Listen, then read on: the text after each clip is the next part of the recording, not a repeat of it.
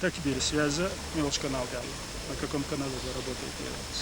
Мы должны связаться на 9 канал. Абу Хурайра на 9 канале.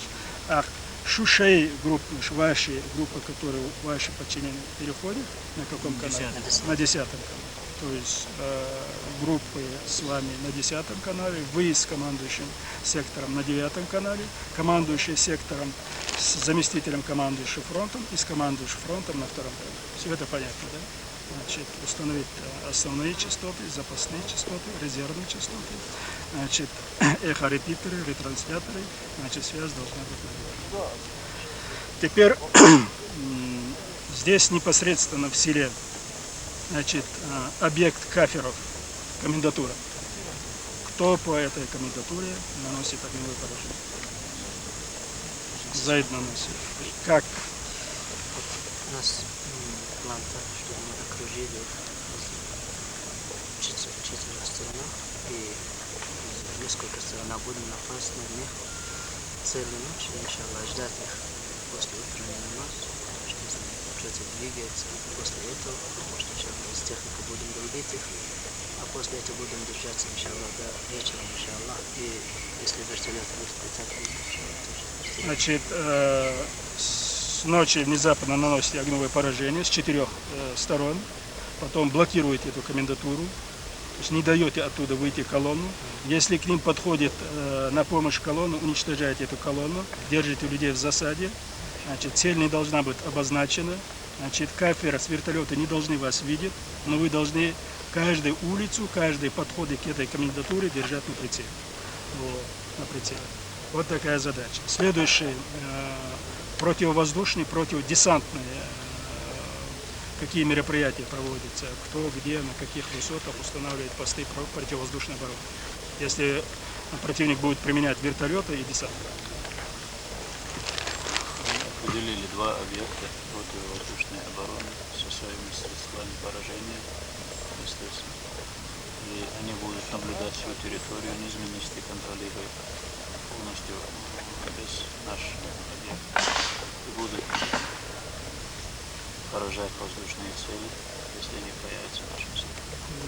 Значит, на 2 высотах, которые зависают над населенным пунктом, значит, будут установлены, значит, средства поражения против вертолетов и против десанта. Значит, обязательно там должны быть крупнокалиберные пулеметы. Вот. Обязательно один хотя бы должен быть или 2 игла. Значит, обязательно один должен быть мубар. Вот эти 2 поста устанавливаете. И если противник будет применять вертолеты, ведете с этих 2 высот по ним огонь, уничтожаете вертолеты и десант. И, соответственно, с этих же высот ведете наблюдение за всей этой стороной, вокруг, откуда подходит колонна и так далее. И тому. Значит, это тоже очень важно. Следующие меня интересуют вопросы.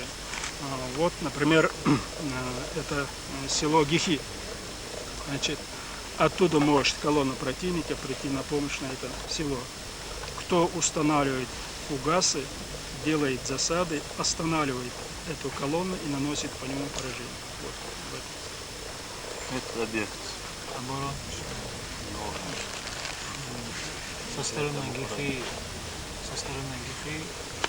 и со стороны поречки Валерии я буду обороняться, устанавливаю фугасы, засады. Все, я понял. Значит, твоя задача со стороны Гифи, со стороны Валерии, значит, установить фугасы, делать засады и остановить колонну, которая будет приближаться. Вот. Со стороны Котар-Юрт и со стороны Янды опять оттуда может появиться колонна со стороны Ачхой-Мартан на помощь этому населенному пункту. Кто там делает засады и кто устанавливает фугасы, задерживает эту колонну. Со стороны Янди, Али устанавливает фугасы и делает засады. Все там есть. Со стороны Катарюр, Омар устанавливает фугасы, делает засады. Все понятно. Теперь я ставлю задачу в таком порядке. Вот.